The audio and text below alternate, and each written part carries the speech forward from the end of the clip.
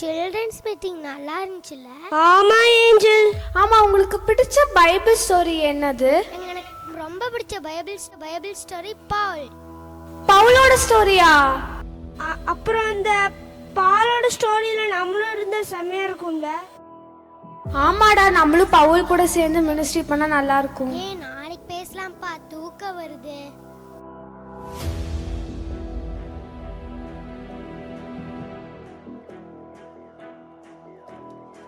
ஏன் நம்ம இப்ப எங்க இருக்கோம்? நம்ம எங்க இருக்கோம் இப்போ? அங்க யாரும் வராங்க, ஓடுங்க ஓடுங்க. Pavul the great apostle, சவுலாகிய Pavul தேவனால் முன்குறிக்கப்பட்ட பாத்திரம். தேவனுக்காக தன்னுடைய வாழ்நாளை அர்ப்பணித்து மகிமையான ஊழியங்களை செய்து சபைகளை ஸ்தாபித்தவர். மனுஷனாலும் அல்ல, மனுஷன் மூலமாயும் அல்ல, இயேசு கிறிஸ்துவினாலும் அவரை மரித்தோரிலிருந்து எழுப்பின பிதாவாகிய தேவனாலும் அப்போஸ்தலனாயிருக்கிற பவுல் தேவனுடைய நாமத்தை மகிமைப்படுத்தும்படியாக அவர் செய்த ஊழியங்கள் இன்றும் நம்முடைய வாழ்க்கையை மாற்றக்கூடிய வல்லமை படைத்ததாயிருக்கிறது. அவைகளில் சில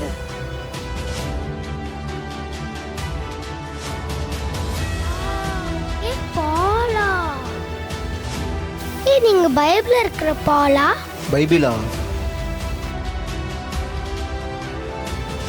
அவங்க யாரு? இவர்தான் என்னுடைய உடன் ஊழியர் பர்னபா. நீங்களும் எங்களோடு கூட இக்கோனியா பட்டணத்திற்கு வருகிறீர்களா? எங்களுக்கும் உங்க கூட சேர்ந்து ஊழியம் செய்ய ரொம்ப ஆசையா இருக்கு. நாம் செல்வோம். பாலுங்க, நம்ம எதுக்கு வந்திருக்கோம்? கிறிஸ்துவின் சுவிசேஷத்தை அறிவிக்க வந்துள்ளோம். மாம்சத்தின் மேல் நம்பிக்கை வைக்க வேண்டுமானால் நானும் வைக்கலாம். வேறொருவன் மாம்சத்தின் மேல் நம்பிக்கையாய் இருக்க நினைத்தால் நான் அதிகமாய் அப்படி செய்யலாம். நான் 8ஆம் நாளில் விருத்த சேதனம் அடைந்தவன். இஸ்ரவேல் வம்சத்தான், பென்யமீன் கோத்திரன், எபிரேயரில் பிறந்த எபிரேயன், நியாயப்பிரமாணத்தின்படி பரிசேயன், பக்தி வைராக்கியத்தின்படி சபையை துன்பப்படுத்தினவன், நியாயப்பிரமாணத்திற்குரிய நீதியின்படி குற்றஞ்சாட்டப்படாதவன்.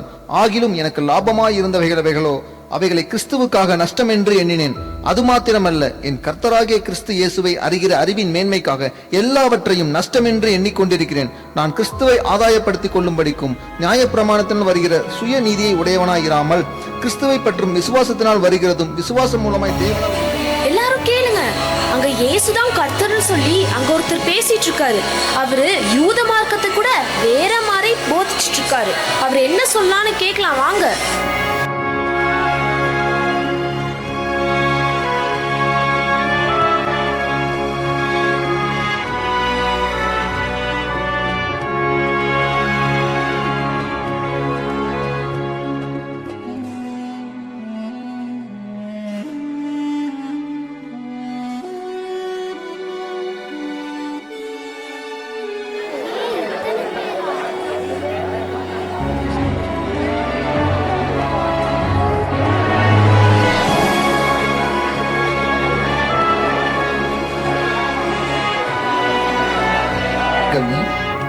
தேவனுக்கு பயந்து நடக்கிற சகல ஜனங்களே கேளுங்கள்.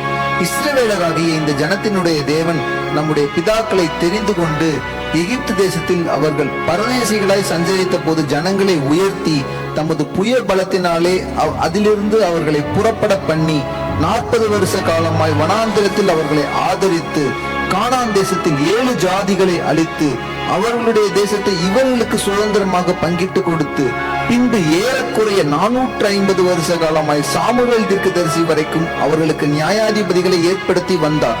அது முதல் தங்களுக்கு ஒரு ராஜா வேண்டும் என்று கேட்டுக்கொண்டார்கள். அப்படியே தேவன் பென்யமீன் கோத்திரத்தானாகிய கீசுடைய குமாரன் சவுல் 40 வருஷ காலமாய் அவர்களுக்கு கொடுத்தார். பின்பு அவர் அவனை தள்ளி தாவீதை அவர்களுக்கு ராஜாவாக ஏற்படுத்தி ஈசாயின் குமாரனாகிய தாவீதை இருதயத்துக்கு ஏற்றவனாக கண்டேன். எனக்கு சித்தமானவைகளை எல்லாம் அவன் செய்வான் என்று அவனை குறித்து சாட்சியும் கொடுத்தார். தாவீதின் சந்ததியிலே தேவன் தமது வாக்குத்தத்தத்தின் படியே இஸ்ரவேலுக்கு இரட்சகராக இயேசுவை எழும்ப பண்ணினார். இவர் வெளிப்படுவதற்கு முன்னே மனம் திரும்புதலுக்கு ஏற்ற ஞான ஸ்நானத்தை குறித்து யோவான் இஸ்ரவேலர் யாவருக்கும் பிரசங்கித்தான். இவரை நீங்கள் அறிந்திருக்கிறீர்கள். நீங்கள் அவரை மரணத்துக்கு ஒப்பு கொடுத்தீர்கள். தேவன் அவரை மரித்தோரிலிருந்து எழுப்பினார்.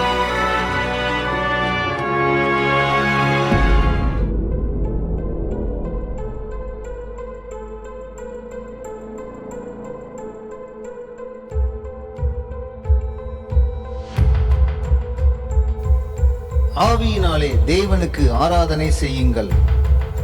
இயேசு கிறிஸ்துவுக்குள் மேன்மை பாராட்டுகிற நாமே விருத்த சேதனம் உள்ளவர்கள். மாம்சத்தின் மேல் நம்பிக்கை வைக்க வேண்டுமானால் நானும் வைக்கலாம். வேறொருவன் மாம்சத்தின் மேல் நம்பிக்கையாய் இருக்க நினைத்தால் நான் அதிகமாய் அப்படி செய்யலாம். மாம்சத்தின் மேல் நம்பிக்கை வைக்காதேன்னு ஏன் சொல்ற? அவன் சொல்றது தப்பு. நீ தேவனுடைய கட்டளைகளை மறுதலிக்கிற. இந்த மாதிரி பேசிட்டே இருந்தா நாங்க சும்மா விட மாட்டோம். என்னது விசுவாசமா? விசுவாசம்னா என்ன? நியாயப்பிரமாணத்தினாலே நீங்கள் எவைகளினின்று விடுதலையாகி நீதிமான்கள் ஆக்கப்படக்கூடாது இருந்ததோ விசுவாசிக்கிற எவனும் அவைகளினின்று இவராலே விடுதலையாகி நீதிமான் ஆக்கப்படுகிறான் என்று உங்களுக்கு தெரிந்திருக்க கடவது. விசுவாசிக்கிற எல்லாருமேவா?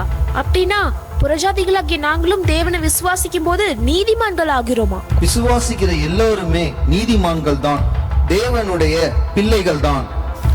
யூதர்கள் தேவனை தான் ஆராதிக்கணும். இயேசுங்கிறது யாரு?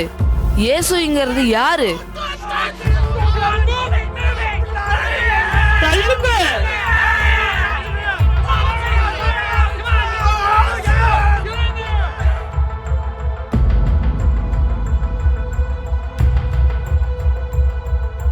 ஐயையோ, அடிபட்டுருச்சு. பால் நம்ம போயிடலாம். பால் இங்க நாம் இருக்க தேவனுடைய வேண்டாம். ஊழியத்தை எத்தனை உபத்திரவங்கள் வந்தாலும் உற்சாகமாக செய்யணும். நாம் லீஸ்திரா பட்டணத்தில் இருக்கிறோம். கிறிஸ்து இயேசுவுக்குள் தேவன் அழைத்த பரம அழைப்பின் பந்தய பொருளுக்காக லக்கை நோக்கி தொடருகிறேன். தூக்கிட்டு போகடா. தூக்குங்க. இயேசு தேவனுடைய குமாரன். உங்கள் பாவங்களை மன்னிக்கும்படியாகத்தான் இயேசு அவர் இந்த பூமிக்கு மனுஷனாக வந்தார். உங்களுடைய பாவங்கள், சாபங்கள் எல்லாவற்றையும் அவர் சிலுவையிலே வெற்றி சிறந்திருக்கிறார்.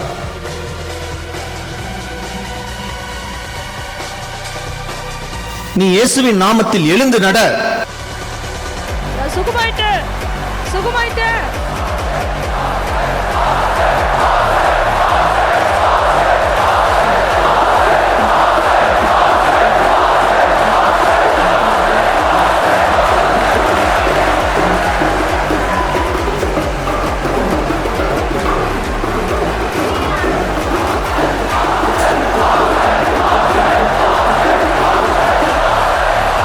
இதெல்லாம் ஏன் எங்களுக்கு செய்கிறீர்கள்?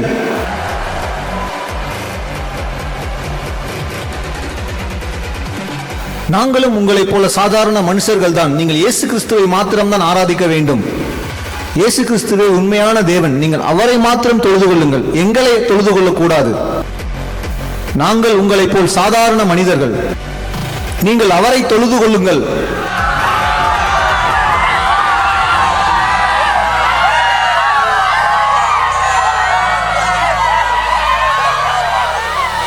இவன் சாக வேண்டும். இவன் தேவதூஷணம் சொல்லி இருக்கிறான். மரணத்துக்கு பாத்திரன். மரித்து விட்டான். அதை முடிந்து விட்டது.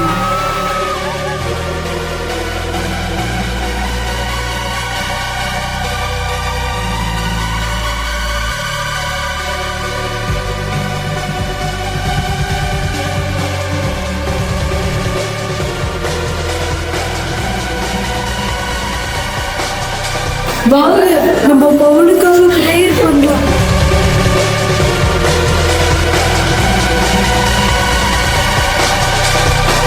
இயேசு கிறிஸ்துவை விசுவாசிப்பவர்களை மரணம் தடை செய்ய முடியாது.